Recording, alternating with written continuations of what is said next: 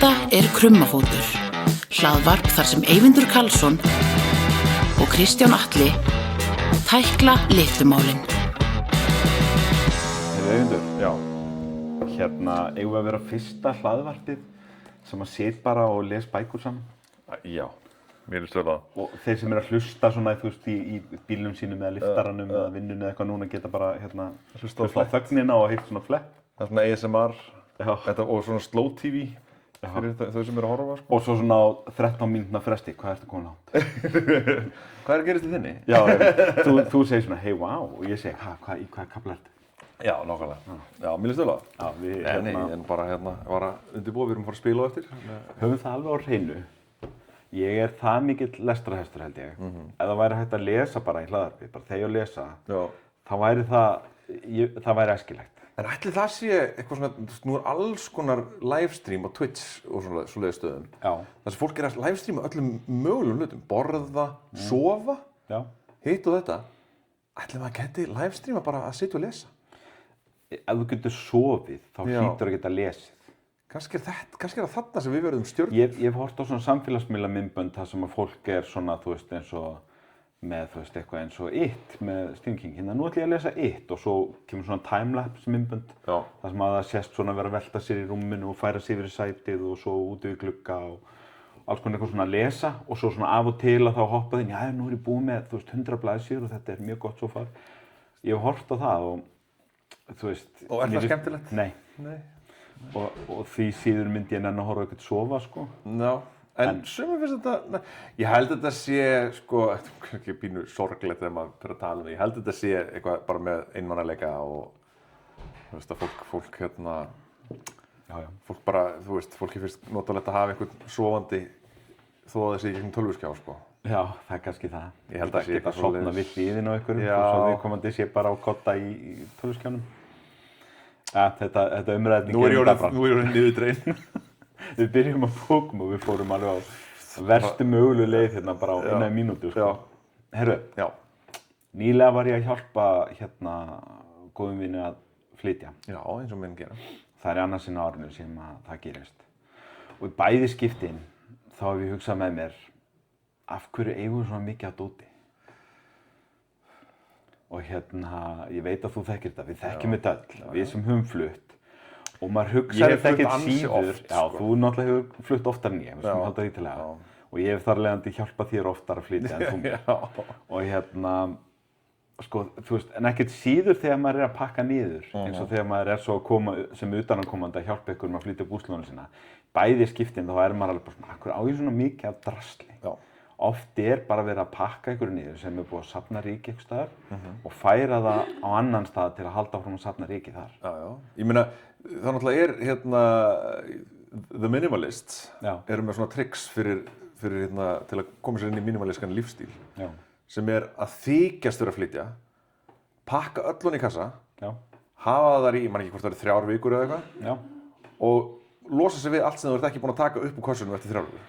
Já, ég aðlagaði þetta trikk, ég kannski hef ekki gengið þetta langt, en ég reyna að vera svolítið mínimalískur. Og það er náttúrulega líka bara kemur til út af því að maður tekur svona meðvitað ákvörðun að vera ekki að borga undir fermetra fyrir dót sem að þú ert ekki að nota. Þannig að þú veist, maður er ekki með mikið auka plássið, auka herbergjum og það er verið að reyna að nýta hvert fermetra á heimilinu í hlutina sem við erum actually að gera. Og ég hef þurft að taka það til mín, ég grisja reglulega bækur eins mikið og ég væri til í að eiga stórt bókasafn af öllum bókum sem ég sankaði mér í gegnum tíðina.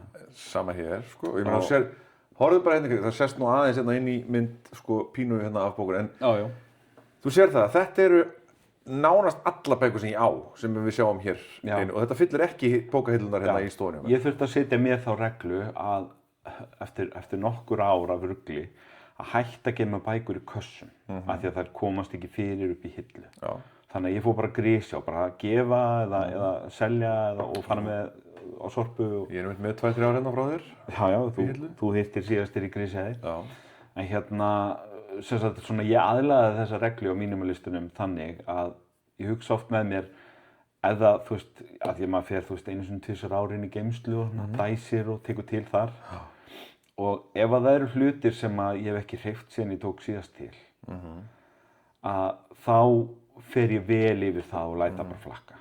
Þú veist, ég kannski ekki, þú veist, svefnpókana eða eitthvað, þú veist, það náttúrulega hlutir sem eru svona seasonal, svo kannski notar 2 ári og svo búið en þarft að eiga.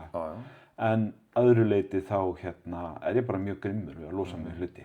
En mér finnst ekki nóg, ég hugsa með mér, ég blótaði í bæði skiptin núna sem að ég var að hjálpa vini og þar á bróður mínum að flytja. Bara, hvað hefur svona mikið? Og ég veit að, þú veist, þetta náttúrulega, þú veist, hjónarúmið og þvottavélina og ísskápurinn, þetta stóru hlutinni sem þú kemst ekki hjá. Já. En svo þetta endalaust af ferðum með kassa. Já. Og maður hugsar alltaf með þessu, gæti þetta ekki verið helmingi færri kassar ef við værum öll aðeins með, þú veist, ljósin kveikt ykkur heima þegar við erum að svona hugsa búslóðun okkar. En sko, ég dæmi þegar ég hjálpa öðrum að flytja, en ég hugsa líka með mér, þrátt fyrir mínar bestu viðleitni, að þá væri ég ekkert skárri þegar ef þú kæmir að hjálpa mér að flytja næstu helgi. Þú myndir alveg örugglega enda að blóta þig hvað ég á með mikið af bókakössum og guð má vita hvað, sko. Og ég meina að það bara, engin leið að gera þetta öðruvísi. Getum við ekki almennt verið mínimalískara sem samfélag? Sko, ég hef haft þessa regla, því nú er ég búinn að vera svona nánast geymslulaus í síðustu 3 íbúðum sem ég hef búið í. Og ég hef haft, þú veist, kannski bara svona 2 fermetra geymslu. Bara rosalega lítið geymslupláss. Þannig að mín regla, ég náttúrulega tók svona Marie Kondo yfirferð fyrir 2-3 árum síðan. Hendi öllu í hrúgu á mitt gólfið, öllu sem ég átti. Og fór í gegnum það og bara tók Marie Kondo bara eitthvað, veitir þetta með gleði? Fyrir utan alltaf hluti sem eru nauðsynlegir, þú veist, gaflarnir mínir veita mér ekki gleði, en ég er ekki að fara að henda þeim. En þú veist, ég gerði það allir með bókasafnið, þú veist, og það eru, þú veist, ég á innbundnar Stephen King bækur. Mjög vægar. Þær veita mér gleði. Vissulega. En ég losaði mig á allar kiljurnar. Þú veist, nema On Writing og Dark Tower. En þú veist, og ég gerði þetta með allt, sko. Ég losaði mig við örugglega svona 2/3 af öllu sem ég átti. Bara, þú veist, eiginlega allar bækurnar viti fara. Ég var búinn að vera að halda í DFD og geisladiska í einhverju nostalgíu. Ég lét það bara allt fara. Og þú veist, náttúrulega meiri hlutan af fötunum mínum var hættur að passa mig. Þannig að, þú veist, það var náttúrulega bara borðleggjandi að það færi. Og svo framvegis. Og síðan tók ég upp þá reglu með geymsluna að fyrir mér í dag er geymslastaður þar sem ég geymi hluti sem ég nota einu svona ári. Það er að segja jólaskraut og svoleiðis, útilegudót, veiðidót, eitthvað svoleiðis sem ég tek fram og geng síðan frá inn í geymslu. En þú veist, ég er hættur að vera því ég var með heilu bara risastóra kassa sem voru svona minningakassar. Þannig að ég var með alls konar drasl.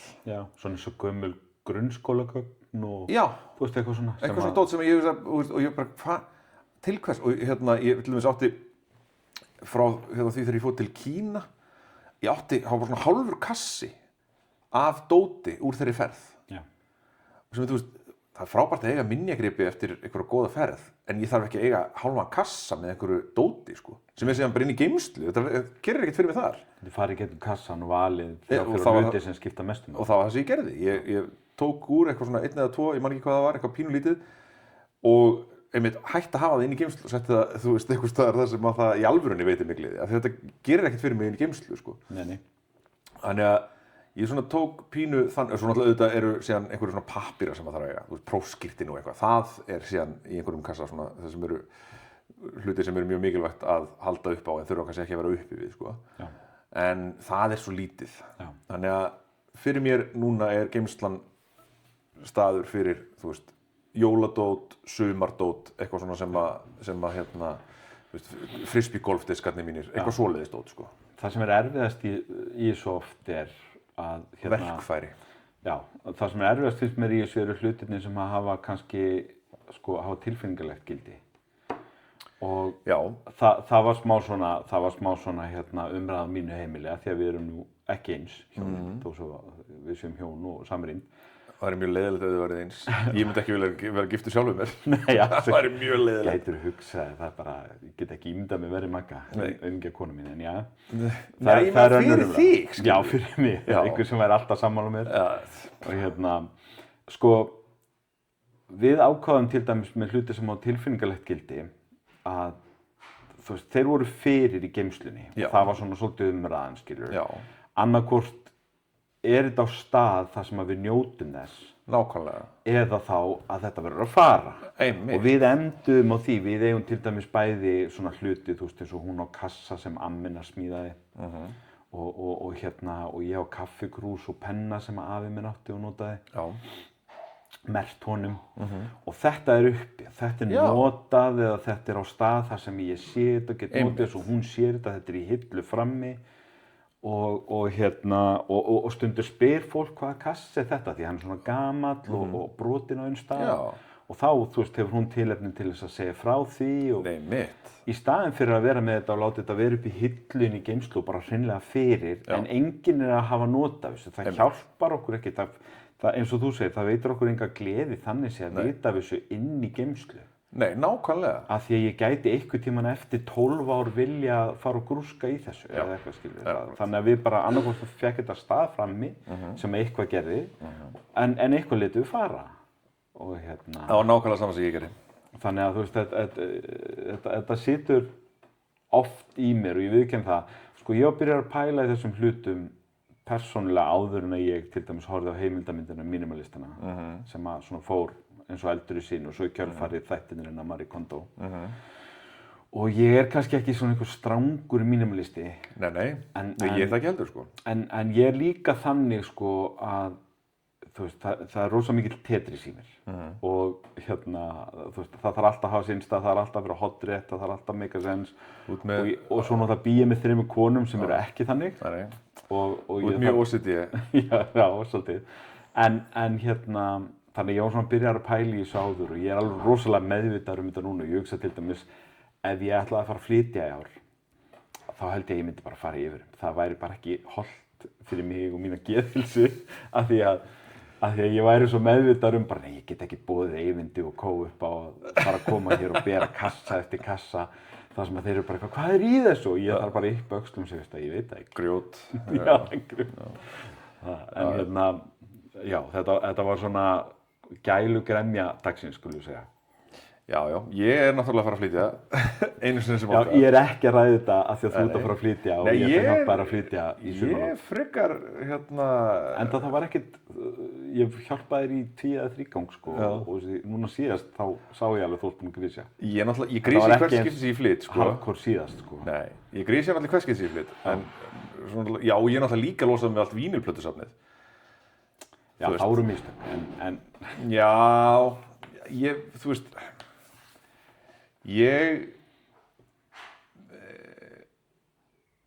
já, kannski, en ég er samt svona eitthvað, þú veist, þetta er En svo náttúrulega spurning með vínilplötur eins og með margt annað. Hlustaðirðu mikið á þér? Nefnilega ekki, sko. Ef og þú veist, það er rosa falleg og frábær hugsun að eiga vínilplötusafn. Já. En ef þú varst aldrei að hlusta á þetta, nei, ég segi ekki aldrei. Sko, þetta var þannig, ég hlustaði á þetta svona endurmóins. Alls ekkert mjög oft, en svona, þú veist, á tímabili tók ég mig til, var ég duglegur við þetta, svo svona minkaði. Síðan sem sagt gerðist það að hátalarinn, ég var með svona bara stakan hátalara við plötuspilarinn minn, ofsalega góðan. Og hann var svo dýr, sko, ég keypti bara einn og hann sagði í búðinni, sko, það er alveg nóg að vera með einn. Þú veist, þú getur náttúrulega verið með 2, en þú veist, einn dugar alveg, eins og þessi hátalari virkar. Hann var ekki að reyna að selja þetta bara til að selja þetta. Nei, nákvæmlega. Það voru að fá 5. Já, nei, nákvæmlega. En allavega, og þetta var rosalega góður hátalari. Og ég notaði hann líka fyrir skjávarpan, í staðan fyrir að vera með soundbar. Já. Og eitthvað svona. Síðan sem sagt, bara gaf hann sig. Já. Eftir margra ára þjónustu, bara hætti að virka og allt er góð með það.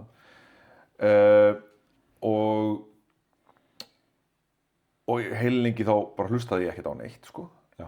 Svo fekk ég með soundbar til þess að því að það var svo leiðilegt, ég var með skjávarpa á þessum tíma, og svo ofsalega leiðilegt hljóð í skjávarpanum. Já. Þannig ég fór og fekk mér eitthvað soundbar sem var á svakalegum afslætti í Elko og frábært sound í því sko. En það var ekki tengi fyrir plötuspilarann. Þannig ég þurfti að finna einhverja leið svona í kringum það og ég man ekki hvort að ég enda á því að fá mér eitthvað Bluetooth tengi eða eitthvað fyrir plötuspilarann til að tengja það. Það var ógeðslega mikið vesen og svo var ég bara eitthvað ekkert búinn að hlusta á vínilplötu í, ár eða eitthvað. Já. Og þá hugsaði ég bara eitthvað, til hvers ég þessu? Já. Þú veist, ég nota þetta ekki það mikið. Nei, það er allt til að taka þessu. Þetta er dýrt hobby og þú veist, já, leyfi bara einhverjum með það. Já, ennþá nokkrar eftir einhverju sem hafa bara tilfinningulegt gildi, mín plata og eitthvað svona, plötur sem að vinir mínir hafa gefið út og já, áritaðar og eitthvað svona. Sem ég eiga meira bara fyrir gripinn heldur en fyrir og minningarnar heldur en eitthvað annað. Og svo nokkrar sem að ég ekki tilbúin að láta fara nema að fá gott verð fyrir þær, af því ég á til dæmis plötu sem er 50.000 króna virði, ég er ekki til í að gefa hana. Nei, eðlilega. En að öðru leyti þá er þetta bara svona, ég tók þessu ákvörðun bara, þetta er ógeðslega skemmtilegt hobby, en ég á of mörg hobby og þarf að hætta í einhverjum að. Það var líka, ég reyndi líka svona aðeins að skera niður bara í áhugamálum leið og ég gerði þetta sko. Já.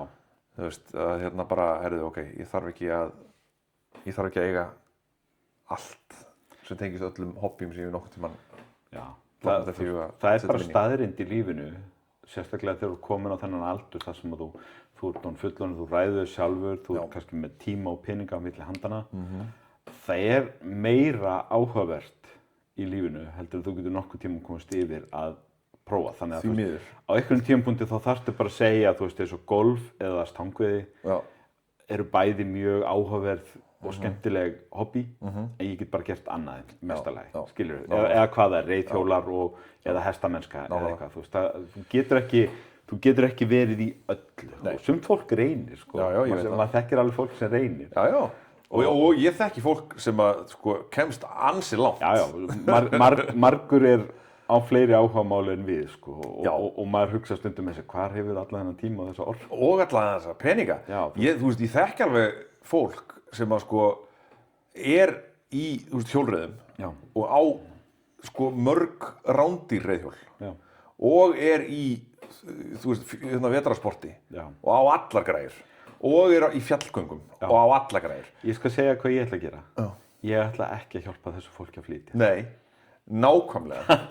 Ég hugsa stundum bara hvers konar fyrirkomulag ertu með í bílskúrnni hjá þér til að koma allir þessu dóti fyrir. Mikið bílskúrn. Þetta hlýtur að vera svona eins og eitthvað sprengjusvæði þar sem að bara húseigandinn ratar. Eða þá að viðkomandi er með eitthvað geðveikt system.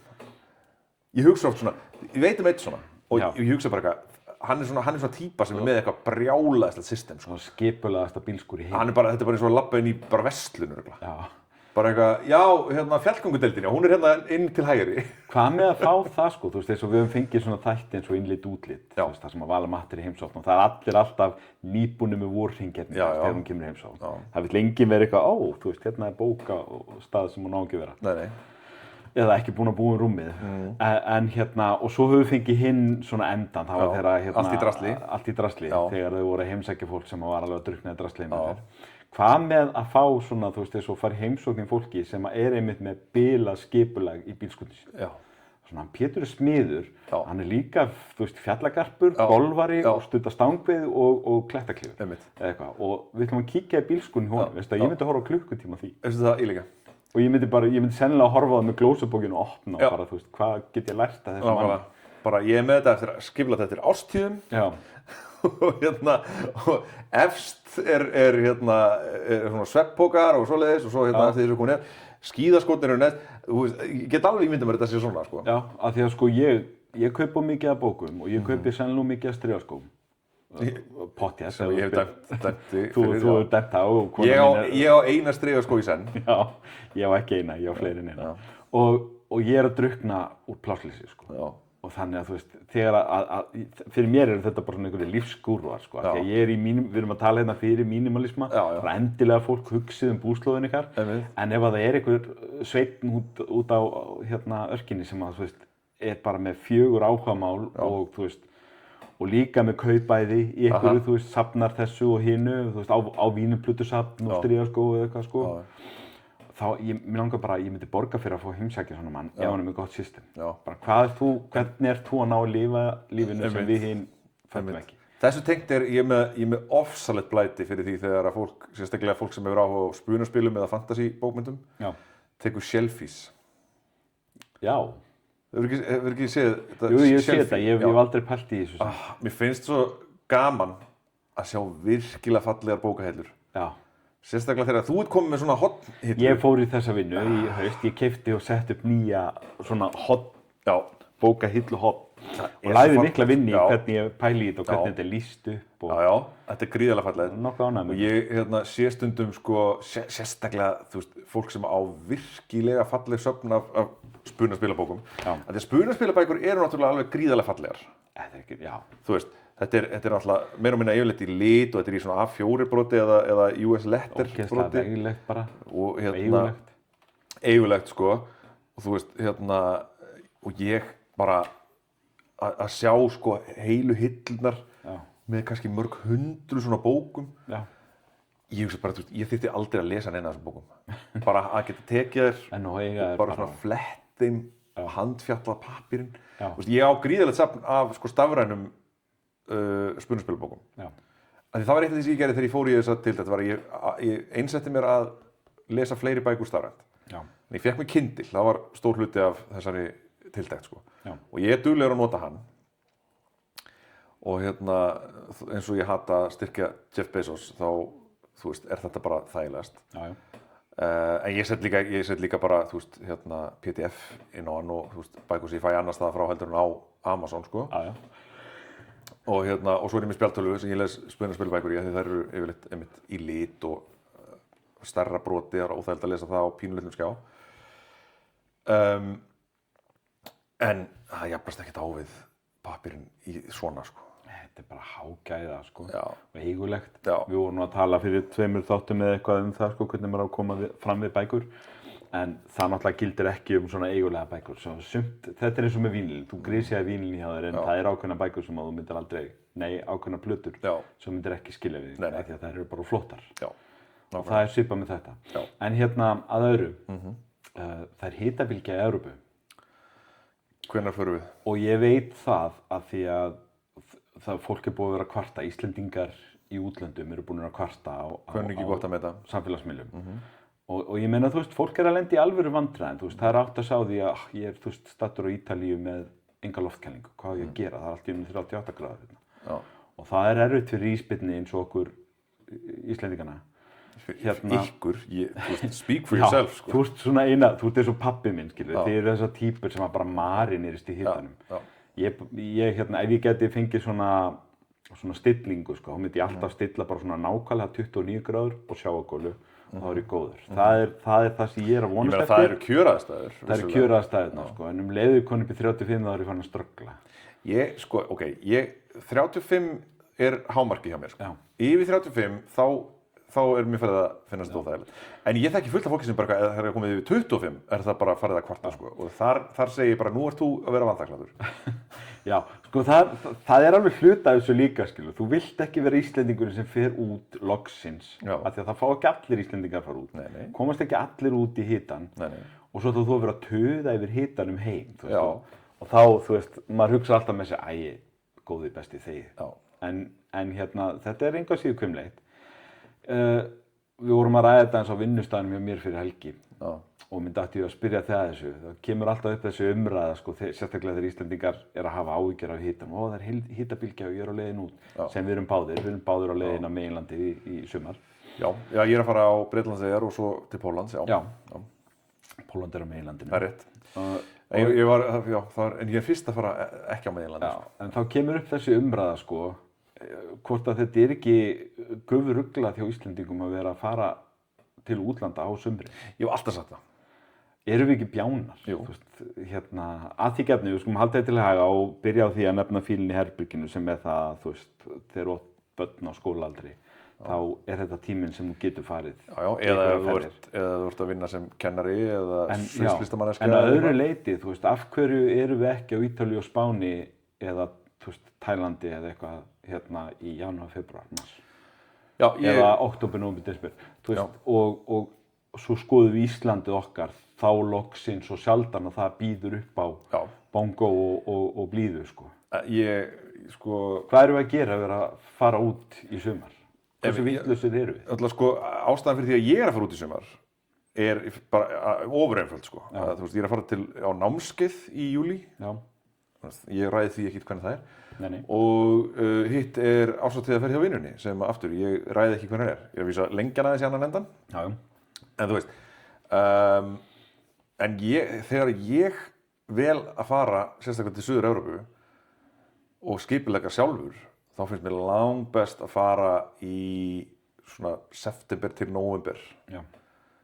Þú veist, eða kannski hérna, sko já, mér finnst það betra. Ég fór einhvern tímann í lok maí held ég, já ég man ekki, maí eða mjög snemmi í júní til Ítalíu og þá var rigning allan tíman, sko. Ég held að það sé svona meiri rigningatímar þá, sko, eftir áramótin. Já. Það er svona, haustin eru besti tíminn, sko. Þú til dæmis fórst til útlanda í maí fyrra og mistir að þessu fræga Tene-mánuði á Íslandi, bara besti mánuður, bara ever, sko. Já, en ég var í Mexíkó, þannig að ég fekk alveg minn snúð, sko. Þú mistir ekkert af hitanum þannig, en þú mistir samt á, þú veist, talar um það þegar þú komst heima, þú veist, ég hefði kannski ekki að fara á öðrum tíma til Mexíkó og fengi íslenska hita líka. En þetta var náttúrulega páskafríð, það var náttúrulega það sem ég var að nýta til þess að fara þarna.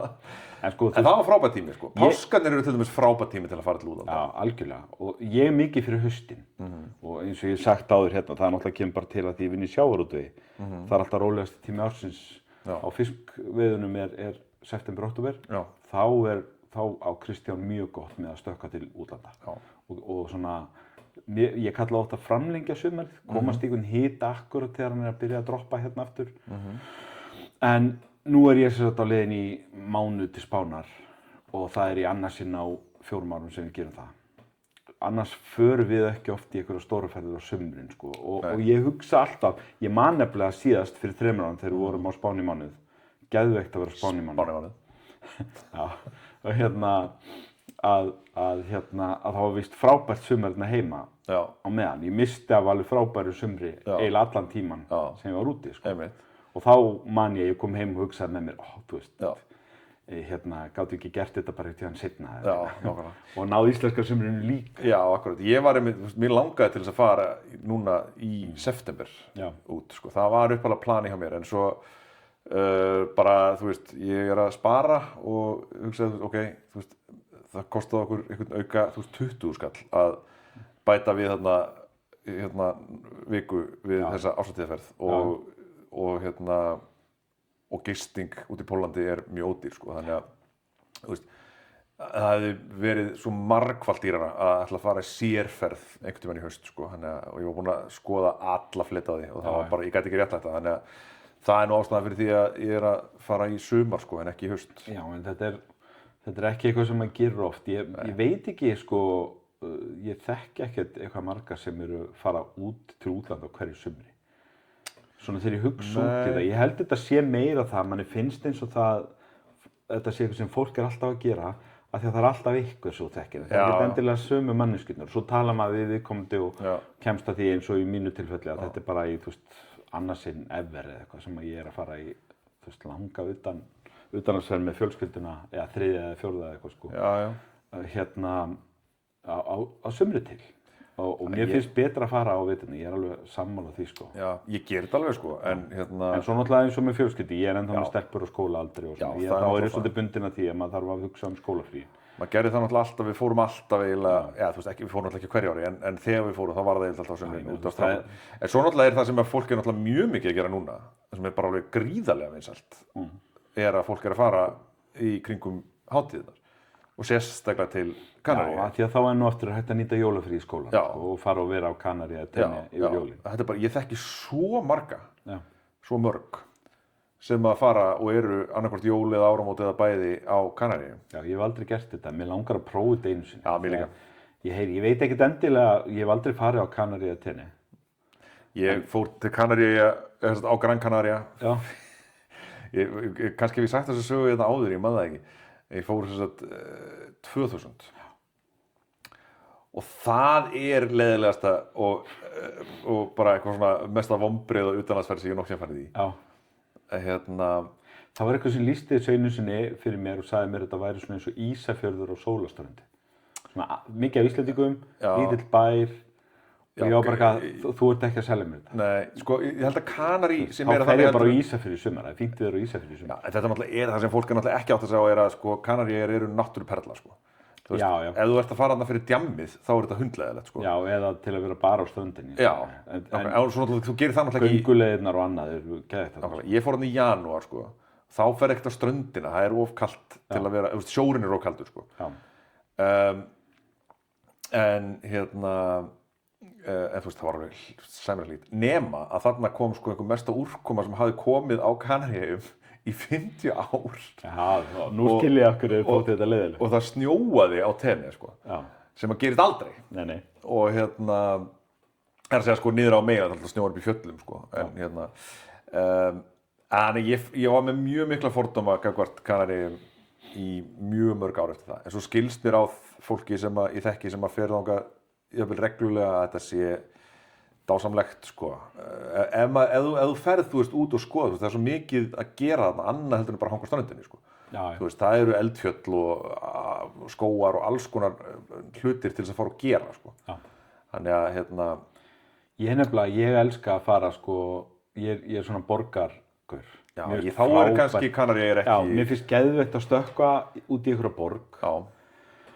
Þar sem að ég þarf ekki að vera bundin við bíl, þú veist, og ég get bara að nota samgöngurnar og labbað og annað, en það er líka heitar en við að venjast hér, þannig að þetta er alveg líka sandalaviður, sko, fyrir okkur Íslendingana.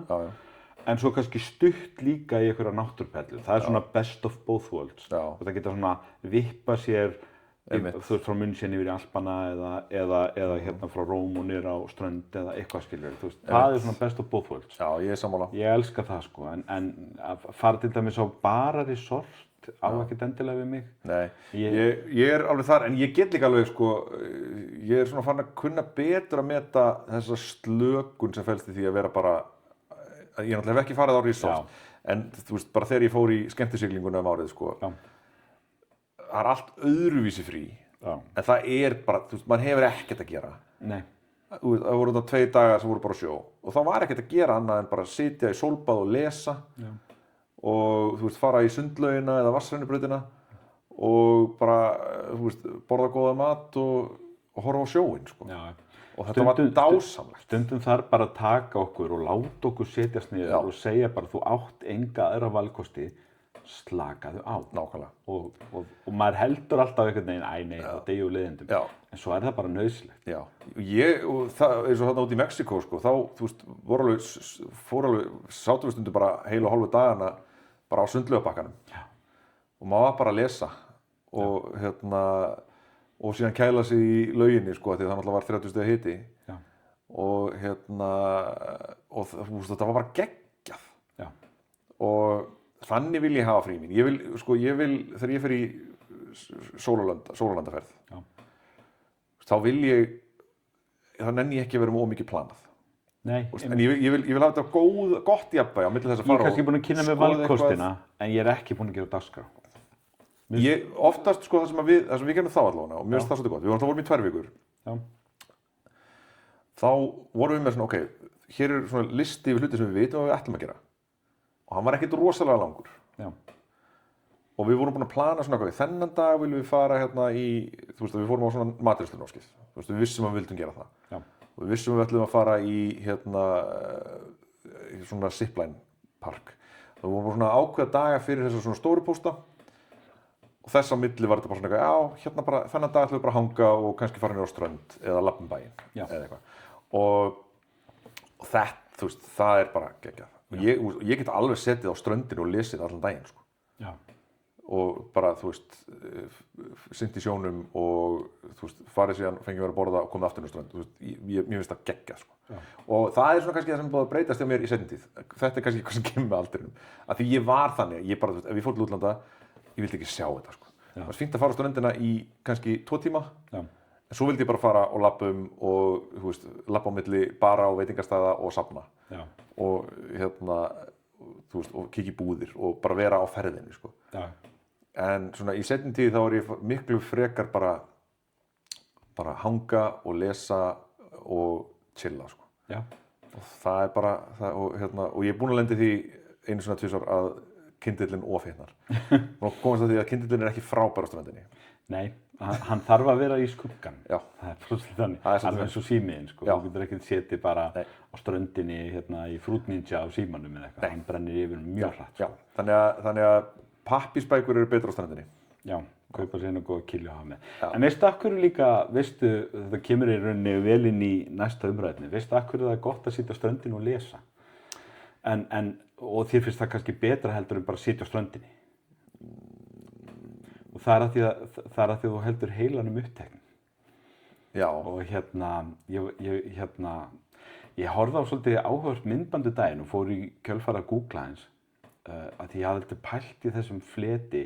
Það er til eitthvað sem heitir, ég veit ekki hvort þetta er einu svona einhver hreyfing eða eitthvað, þeir kalla sig Overthinkers Anonymous. Ok. Og þetta er sem sagt, þau eru svona að tala fyrir því að þú verður að skilja, ef þú ert svona overthinker, sem ég myndi segja ég sé pottþétt, og með grunur að þú sért líka, og ég hafði aldrei pælt í því þannig, sko, sem sagt, myndbandið sem ég sá, inntakið á myndbandinu var einfaldlega að sitja og gera ekki neitt er ekki svo hvíld sem þú heldur. Ok. Og þeir voru að fjalla um það sem sagt, að það er ef þú ert sem sagt svona overthinker eða á einhvern hátt svona neurotic típa eða þú veist, hefur ómiklar áhyggjur eða hausinn er alltaf á fullu, þú þarft alltaf að vera með þú veist, fullt af verkefnum eða þú ert ofvirkur eða þú veist, hvað sem það er sem er svona þinn flutur. Ég er allt óvantalið, já. Já, að ætla að sitja eitthvað staðar, þú veist, bara ef ég myndi segja þig núna, það er bongo, sestu hérna fyrir utan á ruggustól og gerðu ekkert. Já. Það er bara ekki gott fyrir þig. Nei, einmitt. Það er ekki gott. Líkaminn hvílist, en allt annað fer á yfirsnúning. Já. En ef ég gerði sama hlut, myndi setja þig í ruggustólinn hérna fyrir utan, en rétta þér bók, eða rétta þér gítar, svo getur glamrað eins á mig og sittur, þá nær það slaka á. Já, einmitt. Af því að þá hefur eitthvað að gera á meðan. Einmitt. Og ég skoða þetta ekkert eitthvað rosa djúpt, enda þetta eru kannski ekkert eitthvað svona þykk fræði. Þetta er alveg bara svona smá svona, hvað ég að segja, svona beware, þegar þú ert, þú veist, hvað þú heldur þessi hvíld, þú mátt alveg hugsa það og pæla, því að ég hef svo lengi verið þannig, sko, að ég keyri og þú veist, og ég svona fylli á alveg, þú veist, þangað til að ég er alveg að springa, það er komið svo mikið af verkefnum og ég er búinn að gera svo mikið, það er búinn svo mikið að gera og þá hugsa ég alltaf með mér, þú veist, nú ætlum við að þrýstijafna, þú veist, þá ætlum við að skrúa frá ventlinum og hleypa loftinu út áður en að vélinn springur. Og í svo mörg ára þá var ég oft þannig, sko, að fyrir mér var það að þrýstijafna var til dæmis að fá bara helgi þar sem ég fekk bara frið. Þú veist, enginn hringið mig, enginn talaði mig, þú veist, ekkert. Og ég vildi bara geta farið heim og, þú veist, og bara sofið og bara, þú veist, engin húsverk og eitthvað, eða maður fór kannski í bústað og þá var pælingin maður oft, þú veist, stundum að þá leið mér bara jafnvel illa í bústað. Maður ætlaði kannski að taka viku í bústað og svo voru liðnir 4 dagar og ég var að drepast af því að mér leiddist svo. Skilur, og ég kannski fattaði ekki, það sem maður hugsar eftir á ég var ekki með neitt að gera. Og ef ég hefði ángríns bara haft með mér eitt stórt púsl í bústaðinn, þá hefði þetta örugglega verið geðveik. Því að þú veist, það breytir ekkert hinum venjunum hjá þér, þú leggur þig og sefur þann tíma sem þú ætlar að sofa í bústað og þú ferð í heita pottin eða göngutúra eða rúnta niður á Selfoss eða eitthvað, skilur, eins og maður gerir í bústað. Eða þú ert á Suðurlandinu, ég mæli ekki með að rúnta á Selfoss eða þú ert á Eiðum, skilur. Nei. En hinn tíman að ætla að sitja og gera ekki neitt er ekkert gott fyrir alla. Nei. Og þannig að þú veist, Guðanabænum hafði með púsl, eða þú veist eins og kona mín tekur heklunálina með sér hvert sem hún fer. Af því að það er hennar leið, hún er að gera eitthvað á meðan, það er alveg sama hvað annað. Hún getur setið og verið að tala við fólk, hún getur verið að horfa á sjónvarp, hlusta á útvarp, hlusta á hljóðbók, hvað sem er. Ef hún er að hekla með, þá líður henni miklu betur heldur en ef hún er ekki að hekla. Og ég held að það sé, þetta eigi alveg við okkur flest að einhverju leyti, skilja. Þetta er þetta áður punktur, að ég get ekki hlusta á hljóðbækur nema ég sé að gera eitthvað. Nei, ég get ekki setið og hlusta á hljóðbækur. Nei, ekki heldur. Ég held að það sé eitt svona ágætis mælikvarði á þetta. Ég hlusta á hljóðbækur, sko, ég get það í strætó, einhver hluta vegna. Ég hætti að heyra bókina. Ef ég sit kyrr og er að hlusta á eitthvað lesa fyrir bók, þá tekur hausinn á mér yfir og ég fann að hugsa eitthvað annað og ég hætti að heyra bókina. Já, sko, en einhver hluta vegna þá get ég það í strætó. Ég veit ekki hvort það er að þér á ferð. Strætó nær örugglega að vera nógu virkur til þess. Þú veist, en annars þá er þetta yfirleitt þegar ég er á hjólinu eða keyra eða að, þú veist, brjóta saman þvott eða vaska upp eða elda eða eitthvað. Þá hlusta ég á hljóðbækur. En ég get ekki einmitt bara setið í stól og hlusta á hljóðbækur. Það er ekki séns. Nei, það er bara ekki séns. Ekki nema í einstaka tilfellum, nei, samt ekki einu sinni. Því að stundum þá held ég að hlusta, ég kannski kom inn og það er eitthvað geðveikt spennandi að gerast og ég get ekki bara stoppað þá. En þá fyrir ég bara geng og bara finn mér eitthvað að gera. Ég hef aldrei pælt í þessu. Ég hef oft pælt í af hverju ég geti þetta ekki. En þú veist, ég hef aldrei hugsað út í þetta. Þú þarft að vera svolítið intentional með það hvernig þú hugsar, sko, sem sagt, hvernig típa þú ert og hvað er slökun fyrir þig.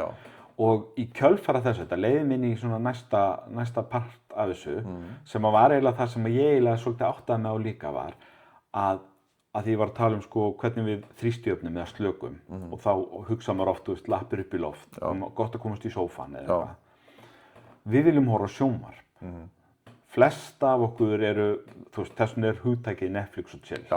Ekki hérna Ríksugun og chill eða Hekklun og chill eða brjóta saman þvott og chill. En sko, bækur eru öðruvísi að þessu hlutin til, eða tölvuleikir, eða eitthvað annað, púsl, eða hekla, eða prjóna, eða eitthvað. Að sitja og horfa á sjónvarpsþátt er í rauninni ekki slökun fyrir þig ef þú ert, hérna, eða fótboltaleik eða eitthvað, ef þú ert með svona haus. Því að það er alveg sama hvað ég er að horfa. Ég get verið að horfa bara, þú veist, besta Breaking Bad þáttin, eitthvað, bara besta sjónvarpsefni sem hefur gert. Eða, þú veist, eitthvað hápunktin í Game of Thrones. Allt sjónarspilið í gangi, ég er samt að hugsa 3 hluti á meðan. Ég get meðtekið það sem ég er að horfa, því að þetta er svo passíft, þetta er svo rosalega passíft. Þú veist, og bara til dæmis það, að horfa á, þetta er ekki að horfa á skjáinn, að því að þú ert í tölvuleik, þá ert ekki passífur. Þá ert að taka ákvarðanir, þú ert aktífur í því sem er að gerast. Ég er ekki aktífur í því sem er að gerast þegar ég er að horfa á fótboltaleik einu sinni, sem er meira spennandi heldur en þú veist, meðal sjónvarpsþáttur. Hérna, þó svo að það sé oft, þú veist, morð og svik og prettir og annað í sjónvarpsþættinum, að þá er þetta samt svona higher stakes. En ég er samt passífur að horfa. Jafnvel þó svo ég sé að, þú veist, hrópodómaran eða þú getur verið að lifa þig inn í, en þú ert samt passífur, þú getur samt verið með vinnuna á öxlunum. Þú hefur engin áhrif á það sem er að gera svona. Leið og þú ert að brjóta saman þvott á meðan þú horfir á sjónvarpsþáttinn, þá líður þér betur. Og þú veist, reynda að segja fólki það að þú veist, ef þú ert ná alvöru slökun í sjónvarpinu, brjóttu saman þvott á meðan. Flestir eru bara, ég nenni ekki. En ef ég segði við þig það sé gott fyrir þig að brjóta saman þvott á meðan. Af því að þú veist, ég held að á flestum heimilum, allavega er það þannig hjá mér, að þetta er svona tíminn sem að maður hugsa með sig að ég get alveg, þú veist, ég get gert þetta með. Og það þarf að brjóta saman þvott á heimilinu. Þannig að þá ger ég það í sjónvarpinu. Ég ger oft, ég er ofta að til dæmis, ég var að setja upp nýja heimasíðu, það er ekki alveg komið en svona, ég er langt komin með það. Þannig að ég er að setja upp nýja heimasíðu. Og ég geri það einmitt yfir sjónvarpinu. Það er rosa fínt. Já, ég menn, þetta er bara eitthvað sem er mjög gott. Og þú veist, aðalatriðið er að hugsa hvað er passíft og hvað er aktíft. Og þú veist, ef þú vilt ná að slaka vel á, þú veist, ef þú til dæmis ert lesandi, að þá endilega lestu bók og það er rosa góð slökun. Þú veist, þetta er sami tíminn sem þú situr. Líkaminn er að hvílast jafn mikið, sitjandi í sófanum yfir sjónvarpsþætti í klukkutíma eins og sitja í sófanum og lesa bók í klukkutíma. En hausinn fær hvíld öðrum meginn en ekki hinum meginn. Ég meina, þú veist, þetta er náttúrulega bara... Af því að pointið er náttúrulega líka að ná að loka eins á umheiminn og skilja hugsanirnar eftir fyrir utan í klukkutíma. Já, ég er bara þannig sko að já, þú veist, ég les langmest bara upp í rúmi fyrir svefninn. Já. Og þú veist, það er bara þannig að þegar ég er komin upp í rúm, þetta er náttúrulega bara, ég er svo skilurtur af því ég hef gert þetta síðan ég var bara barn, bara frá því ég lærði að lesa, hef ég gert þetta, bara fyrir svefninn og það er eiginlega alveg sama hvað ég er í mikilli svona lestrardeyfð. ég ger þetta alltaf, þó þessi ekki nema bara ein blaðsíða eða eitthvað. Já. Og það bara þannig að líka heilinn í mér orðinn svo stilturinn á það að þegar ég kom inn undir sæng með bók, þá ég að fara að sofa. Og það bara slöknar á mér í langflestum tilfellum. En segjum að þú myndir taka þér áskorun núna út vikuna að lesa ekki þegar þú fyrir að sofa. Hvernig heldur þú þá að það myndi ganga að sofna? Það myndi alveg ganga, ég væri orðinn það vanur þess að þú myndir leggjast á koddann og verður bara eitthvað það vantar eitthvað? Nei, ég sleppi því alveg stundum, sko. Já, ok. Þú veist, ef ég mjög þreyttur eða bara eitthvað, þú veist, það kemur alveg fyrir, sko. Já. En þetta ekki 100%, sko. Ég myndi að þetta sé 90%. Já. En ég get alveg sofnað á þess að lesa. Ertu með einhverja reglur fyrir, þú veist, eins og skjánotkun fyrir svefn? Þú veist, ertu búin að leggja allt frá þér klukkutíma fyrir svefn, föst regla eða eitthvað svoleiðis? Getur alveg verið, þú veist... Ég tek alltaf Duolingo, það fyrsta sem ég gerir þegar ég fyrir rúm að gera Duolingo. Já. Og svo les ég. Þannig ég í skjá bara rétt áður en ég fyrir að sofa, sko. Ég mjög góður með, sko, þú veist, ég brýta stundum. Stundum ég bara, þú veist, hefur síma með mér upp í rúm, ég viðurkenni það og að skoða eitthvað þangað til ég slekk á símanum og loka augunum. En það ekki hollt og ég finn alveg muninn á því versus því eins og þú segir að lesa eða þú veist, ég gerir stundum öndunaræfingar áður fyrir að sofa, mér finnst það voða gott. Mér finnst það vera svona hlutir sem að næra að róa einhvern veginn allt hugakerfið. Já, ég vissum að ég myndi sofa betur ef ég myndi sleppa skjánum klukkutíma fyrir svefninn, sko. En ég á hins vegar mjög erfitt með að grípa ekki strax í símann þegar ég vakna. Já, ég líka.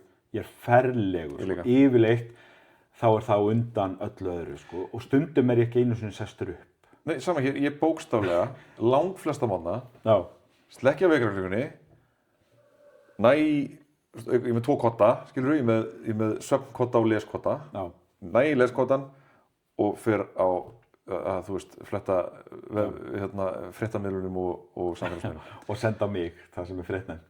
Já. Þú vaknar yfirleitt aðeins á undan mér. Já, ég vaknar og það kemur alveg fyrir að Lilja skammar mig og segir, þú veist, getur þú klætt þig áður og fer að svara Eyvindi. Já, einmitt. Af því að ég opnaði augun, beint í símann, sjá hvort það eitthvað e-mail, hvernig lítur dagurinn út í byrjun vinnan og annað og þá bíða skilabók kannski eftir því, frá þér eftir mér og bara þetta var að gerast í nótt í Bandaríkjunum eða eitthvað. Ef ég ætlaði að, og þú veist sem ég ætti að gera, og ég veit alveg hvað ég þarf að gera til þess að auka lífsgæði mín umtalsvert. Já. Þannig að fyrst alveg hættu samfélagsmiðlum alveg, en það ekki alveg raunhæft. Flytja til Siggilegar. Flytja til Siggilegar, já. En eitthvað sem ég geti gert bara í dag, sem ekki hægt á Facebook, það bara ekki hægt, af því að bara Ísland fer fram á Facebook. Já. En að slökkva á skjá klukkutíma áður en ég fer að sofa og lesa í klukkutíma.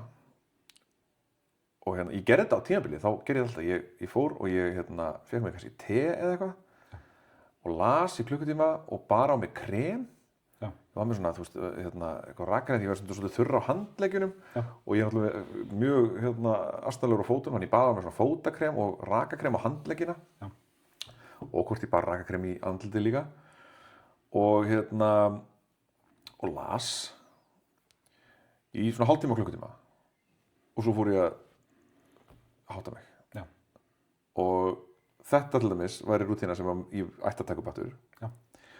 Og svo að sem sagt, hafa símann ekki inni, fá mig vekjaraklukku. Já. Frekar heldur en síma.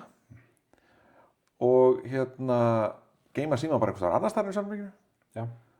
Og að ég skrifa morgunsíður nánast allan morgna. Skrifa 3 blaðsíður fyrir hendi sem ég oft talaði um. Þú búin að kíkja á símann áður en þú skrifa blaðsíður. Myndirðu vilja snúa því við? Ég myndi vilja snúa því við, já. Þetta held ég myndi strax, sko, bara bæta líf mitt. Þó ekki sé nema korter í báða enda eða hálftími í báða enda eða eitthvað. Ég held þetta myndi breyta rosalega miklu. Já. Að því að við erum að tala líka um, þú veist, hvað situr hausinn og yfirsnúning og annað. Nákvæmlega. Ég get ekki ímyndað með neitt sem óhollara í mínu lífi og þá sko, þú veist, bara sykur og allt meðtalið.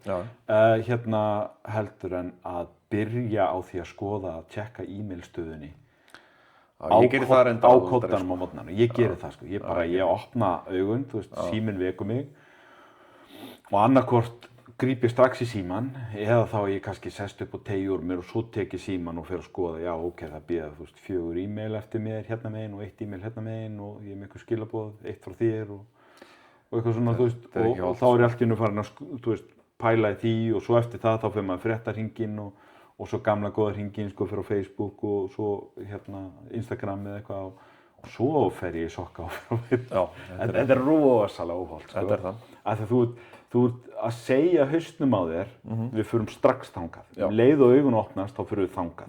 Í staðinn fyrir að leyfa hausnum að segja, þú veist, tabula rasa, setjast upp, hvað vilt þú byrja daginn? Já.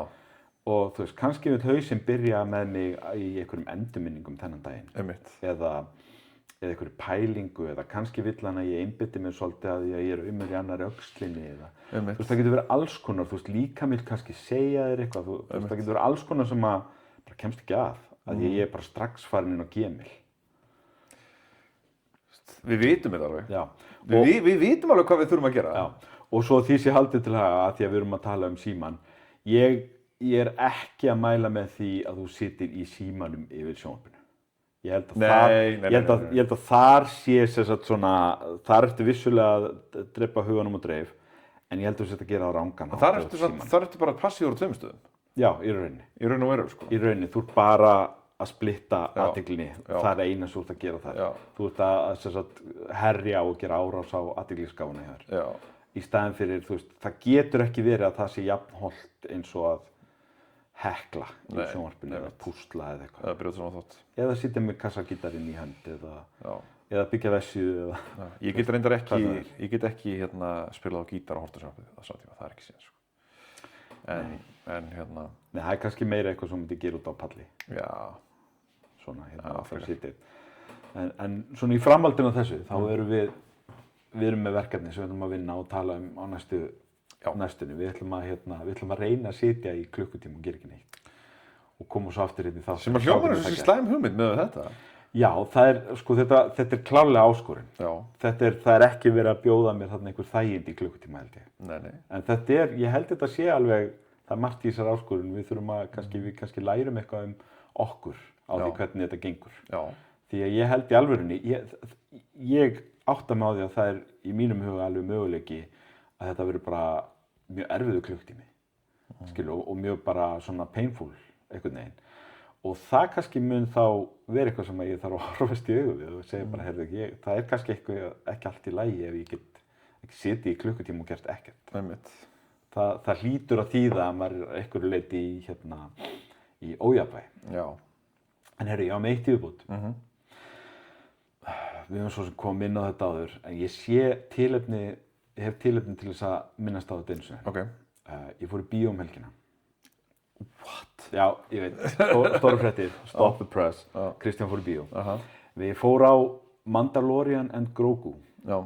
Nýjasta Star Wars myndin. Og fyrsta Star Wars myndin í þó nokkuð mörg ár. Ég held að sé allt í einu liðin einhver 5-6 ár eða eitthvað. Djúlega það er gott. Og sko, ég ætla ekki að fara djúpt í þessa mynd.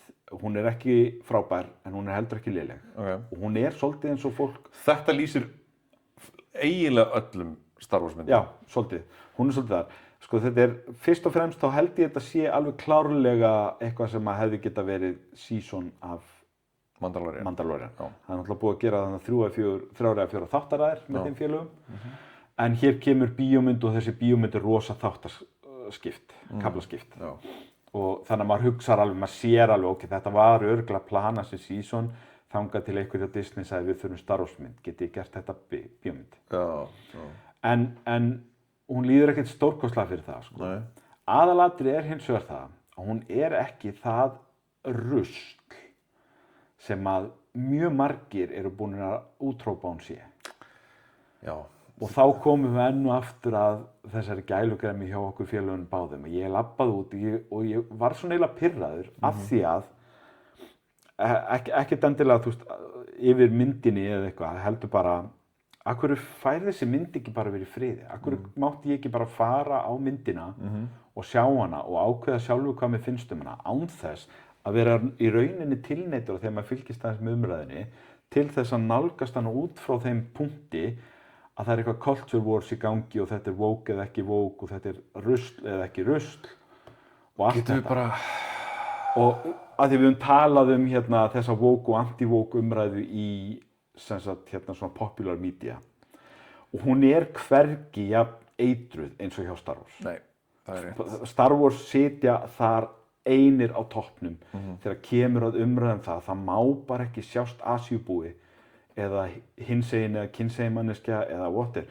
Það má sjást endalaust af einhverjum Jabba the Hutt og Yoda og grænum köllum og fjólublóum konum með vörtur á enninu og eitthvað, þú veist, eða hérna, þú veist, ég veit ekki hvað, 5 eyru eða eitthvað. En leið það sést einn Asíubúi eða ein hinsegin kona eða eitthvað, þú veist, þá bara verður allt vitlaust. Og fyrir vikið þá eru umræðan orðin svo eitruð að það er engin leið að taka þátt í henni nema að vera bara eitthvað langt leiddur í einhverju woke, anti-woke, svona, þú veist, hérna, ég veit ekki svona, þú veist, herskáum aðgerðum. Eða hitt, að það er engin leið fyrir okkur hinn sem að nennum þessar umræði ekki að nálgast þetta bara, þú veist, ef ég hef sagt þið sjálf á mig fyrir 40 árum þegar ég var, þú veist, stóð upp í rúmi með hérna Millennium Falcon og var að leika með sem krakki með Han Solo og Chewbacca og eitthvað, að já, hérna þegar þú verður fullorðin þá myndu ekki geta farið og hort á neitt Star Wars tengt öðruvísi en að þurfa að hugsa samkynhneigða og hvort þú ert með á móti þeim eða transfólk eða minnihlutahópa eða þú veist eitthvað hérna eitthvað svona þjóðfélagsmál, þú veist eins og stríð eða innflytjendamálin eða eitthvað, þú veist, í 10 ára ég hef ekkert haft þroski að heyra svoleiðis ummæli, en ef ég hef haft þroski þá hef ég bara verið bara, er þetta grínast? Þú veist, þetta er bara worst case scenario í rauninni. Já, þú veist, ég bara... Þetta er ekkert eðlilega þreytandi. Sko, bara, og þetta er náttúrulega ekki bara Star Wars. Tölvuleikja... Nei, þetta er allstað, ég er bara að segja þetta er verst í Star Wars. Já, þetta er verst þar. Ég til dæmis er orðin, sko, ennþá spenntar en áður að sjá Ódysseifskviðu frá Christopher Nolan. Já. Bara af því að anti-woke liðið er að grenja svo mikið yfir því. Já. Það er bara eitthvað, Helena Tróju leikinn á svartri konu. Já, það er bara alveg bannað. Hafið þið séð Lupita Nyong'o? Já, það var eins og hérna, náttúrulega... Eru þið alveg viss að hún get ekki verið fegusta konan í Grikklandi? Já, það var náttúrulega í heimi. Alveg viss. Það var náttúrulega, Alec Baldwin kommentaði hjá Elon Musk. Já. Og sagði bara eitthvað, já en hún er fallegasta kona í heimi. Já. Þegar Elon Musk var náttúrulega rassista yfir sig eins og alltaf, sko. En það var náttúrulega það sem að einhver skrifaði status þetta sagði, þú veist, Lupita Nyong'o er fullkomin Helena af Tróju af því að hún er nú þegar búin að fá milljónir manna til að fara að slást á internetinu. Já, hvað viltu meira frá þinni Helena af Tróju? Og svo náttúrulega eru allir brjálaði líka við því Elliot Page sé í henni, sko. Þannig að ég bara ekki, Christopher Nolan er búin að sko gera brókotnin svo brjáluð að ég bara verða að sjá þessa mynd. Og en þú veist... En enn og aftur, þú ert ekki að fara hlutlaust í myndina. Það er búið að fylla hausinn á þér af öllum þessum umræðnum sem er eitthvað sem þú ert ómeðvitað og meðvitað að fara að dæma leið og horfir á myndina. Nákvæmlega. Og þetta er sama náttúrulega með við töluðum nú um það. Það er búið að gefa þér agenda áður nú ferðin. Já, við töluðum það fyrir löngu síðan Assassin's Creed Shadows. Já. Það sem er samurai leikur og það er sem sagt svört persóna. Hvernig dyrfast þau? Sem er byggð á sko sögulegum höfundum. Það var Afríkumaður sem að hugsanlega var samúræi. Hann var allavega við hirð einhvers sjóguns í eða ég man ekki hvort það var sjógunin eða einhver annar stríðsherra en allavega þetta er byggt á alvöru persónu, sko. Já. En það, þú veist, rassistarnir eru náttúrulega verið alveg brjálaðir. Já. Svo vil ég bara bæta því við að miðflokksmenn eru rassistar. Bara svo það komið fram. Ég vil taka það fram sem oftast. Já.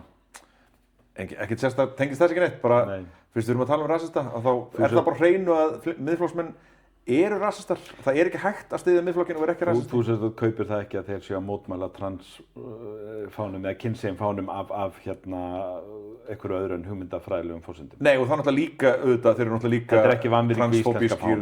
transfóbískir og á móti kynsegin fólki. Já. Það líka, sko. Bara, fólk sem styður Miðflokkinn bara ekki gott fólk. Ég ætla bara að segja það. Ég bara, sorry, mér alveg sama. Þín orð.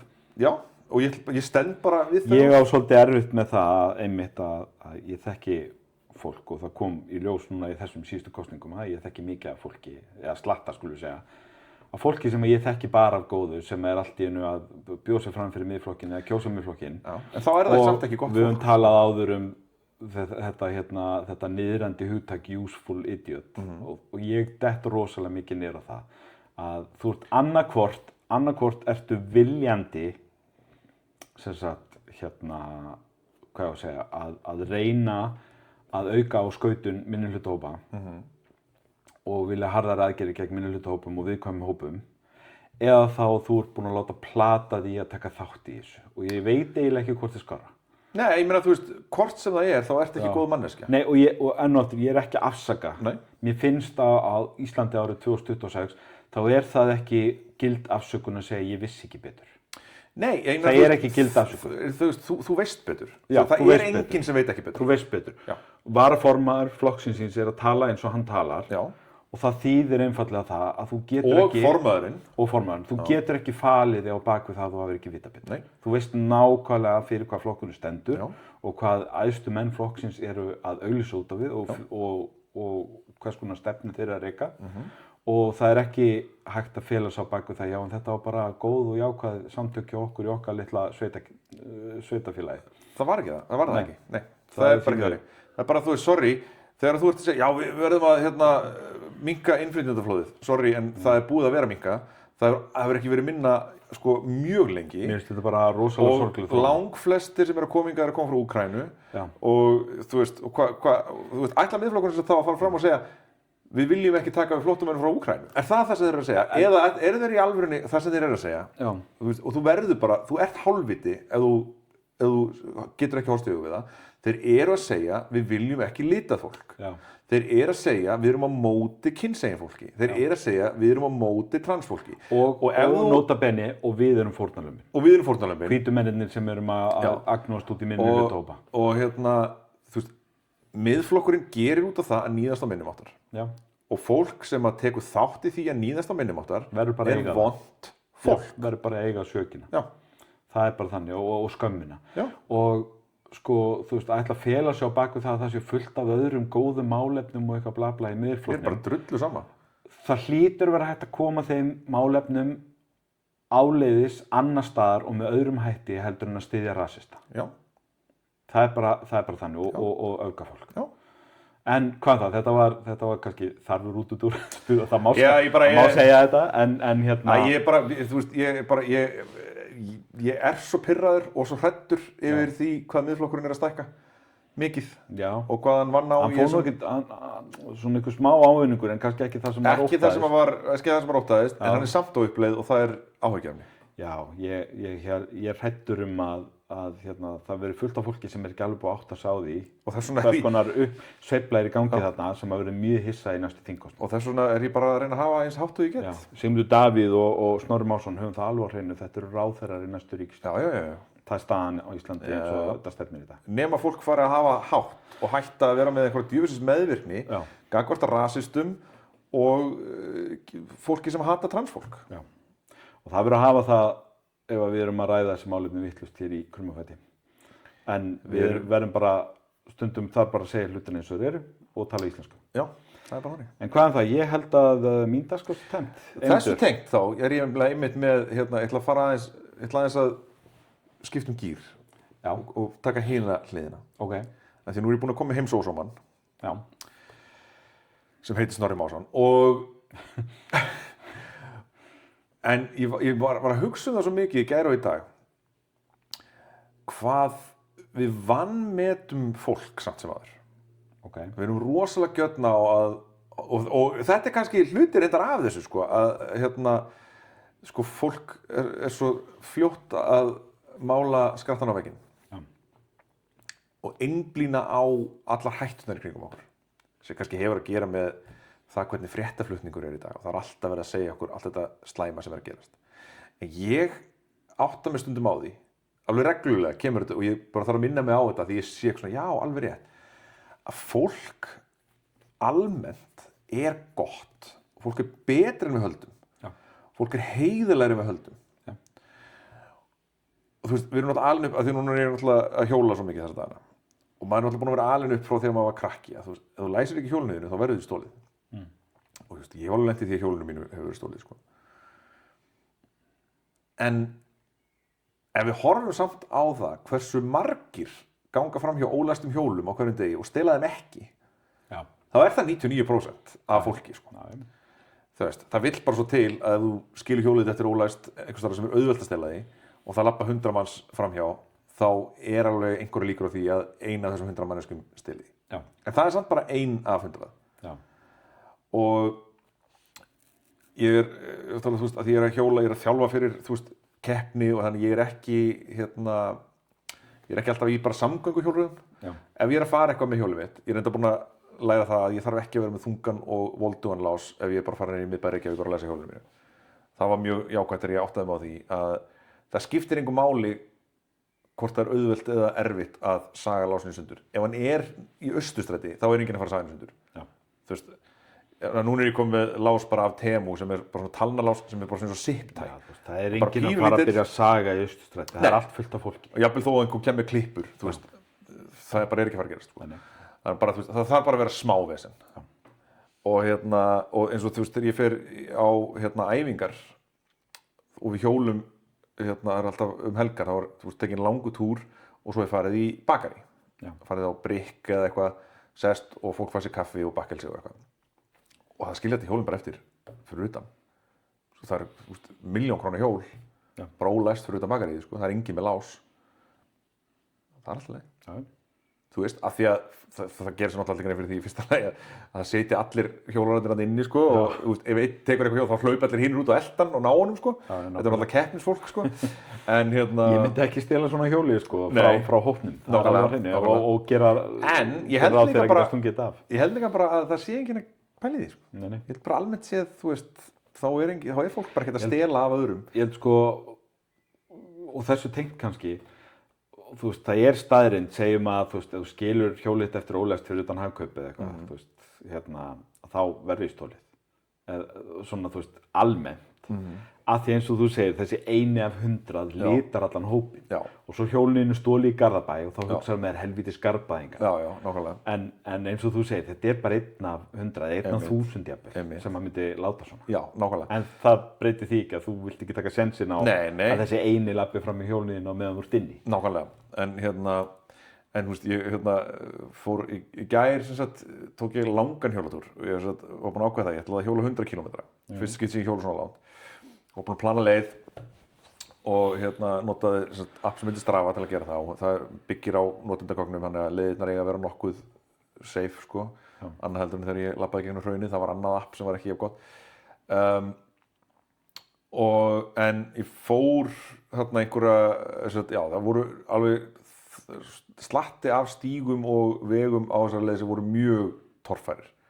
Þannig ég þurfti stundum að labba með hjólið og stundum var ég mjög hægfara.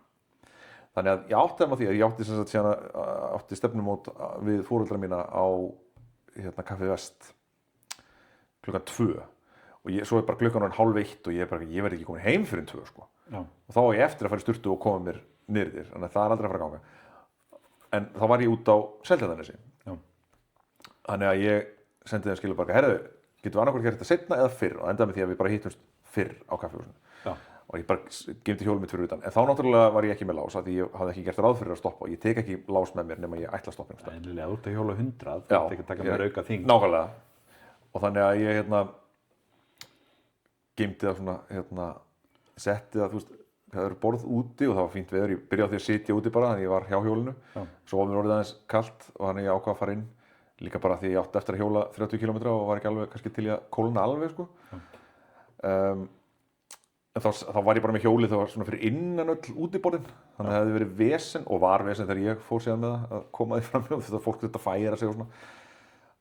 En svo var ég að fara og ég bara, já, og var eitthvað að útskýra þetta fyrir bara með pappa, já, ég setti þarna svo ég ekki stólið því ég var ekki með lás. Og þá var einhvers og sagði, þú hefur alveg getað að setja bara þarna, sko. Já. Hér í Vesturbænum passa allir upp á hvernig annan.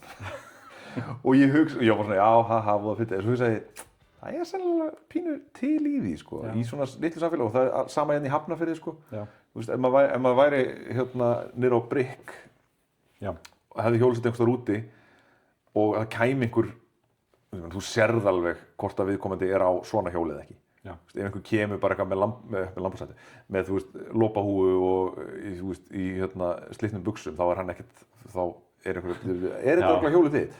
Þetta ekki, þú veist, keppnishjóli eða ekki. Nei, nákvæmlega. Og þá bara svona, ég fór að hugsa þetta alveg rétt, þú veist, en við náttúrulega bara, og þú veist, fólk stoppar alveg annað fólk af, en við heyrum alltaf af hinum tilfellunum, þú veist, ég heyrði þetta með daginn, ég las, það var alveg hrikaleg lýsing, sko, það var einhver 16 ára stelpa sem var postað í hérna grúppu sem heitir Baráttuhópur gegn ofbeldismenningu á Facebook og þar var stelpa sem var postað, hún var 16 ára og það hefði einhverjir verið að áreita hana niður í bæ og hún hefði verið, þú veist, bara að biðja þeim að hætta, verið að biðja fólki í kringum sem að hjálpa sér og enginn hefði gert neitt. Það er hrikalegt. Já, það er hrikalegt. En í mjög mörgum tilfellum held ég að fólk hjálpi. En við náttúrulega heyrum kannski ekkert af því jafn mikið. Stundum heyrum maður svona sögur eins og þú veist að barþjónar eru ofta að hjálpa konum sem eru að lenda í vandræðum og eitthvað svoleiðis, sko. En ég held að langoftast þá bara fáum við ekkert að heyra af þessu þegar fólk hjálpar. Gerir þetta rétta? Nei. Stoppar af þjófnað, hjálpar í svona, þú veist, hjálpar einhverjum konum að losna úr eins og svona kannski grúppur eða jafnvel samfélagsmiðlar í heild sinni eru kannski eðlu sínu þannig að það örugglega fær meiri athygli ef þú ert að, þú veist, segja til vams heldur en að hrósa. Já. Og þannig að það er bara einfaldlega meira af því í staðinn fyrir að, þú veist, það fer enginn heim og segir eitthvað, þú veist, ég fór í hérna, þú veist, Bónus í dag og þar voru við, þú veist, 2 sem voru sama bílastæðið og svo bara gaf hann eftir bílastæðið og sagði góðan dag. Það fer enginn heim og skrifa status það, skilur. Fáir allavega. En ef hann sýnaði framfyrir og staðlaði stæðinu, þá ríkur sko á Facebook og það er allir fá að frétta þessu og jafnvel með skjáskot af bílnúmerinu og annað, sko. Þannig að svona almennt, eins og þú segir, það er svona að við heyrum að því þegar hjólunum er stólið en ekki þegar þau sitja fyrir utan kaffi vesti klukkutíma og enginn tók þau. Bara svo ég tali þá jákvæða hluti sem bara, ég upplifði bara jákvæðan hlut í dag. Já. Sko, nú lesum við mikið af fantasíubókmenntum. Jú. Og þar mikið galdra. Já. Ég held að það sem við höfum í alvöru heiminum sem kemst næst því að vera galdur sé bros. Já. Þegar þú brosir til fólks, þá hefur það áhrif, það hefur bara tilfinningaleg og andleg áhrif á fólk að brosa til þess. Já. Þú getur gert ótrúlega mikið gott við heiminn með því að brosa. Já. Og ég var bara í Netto í morgun. Já. Ég með matabóð í kvöld og var að kaupa inn fyrir það. Já.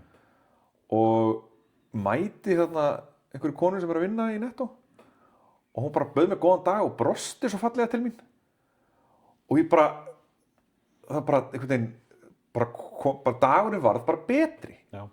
Bara því að hún var bara eitthvað, þú veist, hún bara fylla á í hillunum, skilurðu, og hún var bara að vinna vinnuna sína. Já.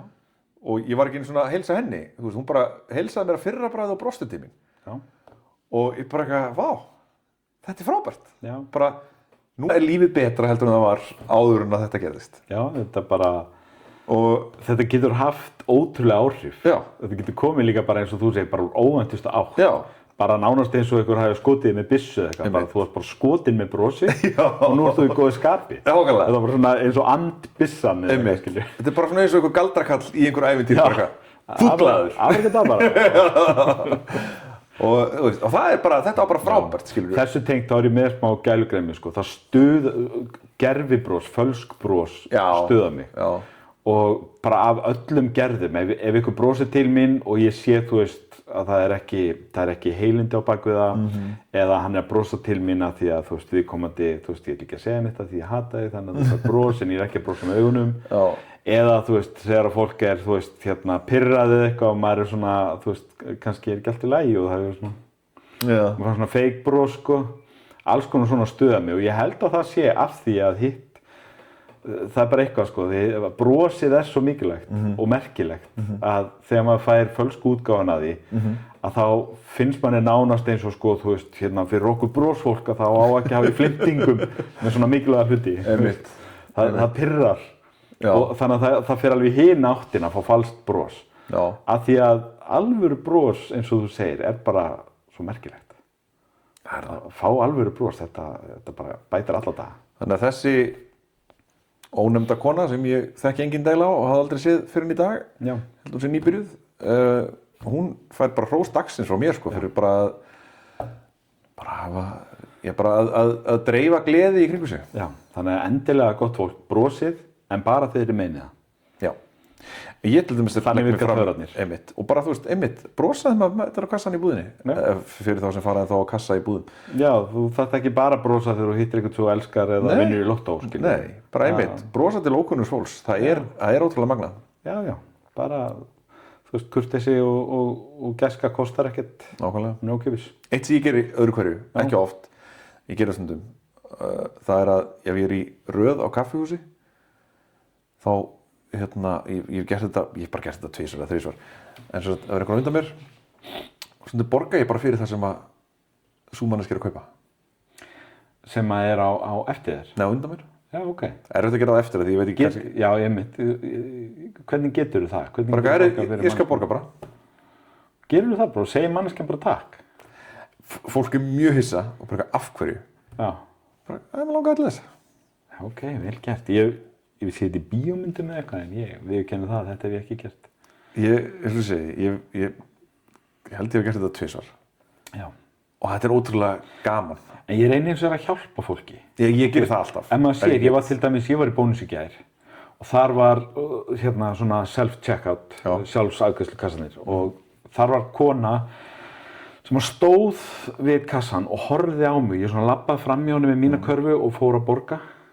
Þú skannast og þetta allt saman og ég var bara með nokkra hluti og svo sá ég svona heyrði út undan mér að það var svona eitthvað svona skilaboð á kassanum hennar,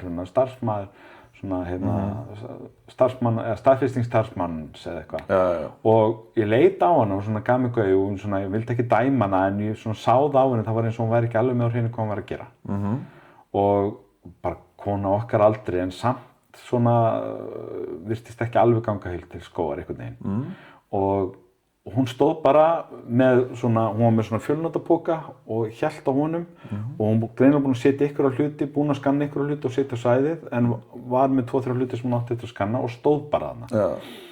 Og ég svona leita og sagðist í vandræðum og hún sagði ekkert. Hún horfði bara á mig og sagði ekkert og þá var einhver önnur kona á kassa, hinum megin við hana sem sagði, þarftu hjálp?